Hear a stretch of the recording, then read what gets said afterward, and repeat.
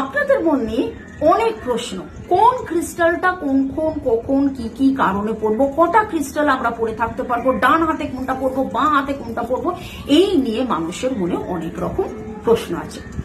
যে কোনো ক্রিস্টালই কি ডান হাতে পড়া যায় কি বাঁ হাতে পড়া যায় না। কিছু ক্রিস্টাল আছে ডান হাতে বাঁ হাতে দু হাতেই পড়া যায়, কিছু ক্রিস্টাল আছে বাঁ হাতে পড়তে হয় রিসিভিং এর জন্য, এবং কিছু ক্রিস্টাল আছে ডান হাতে পড়তে হয় দেওয়ার জন্য। আপনি কি দিতে চাইছেন?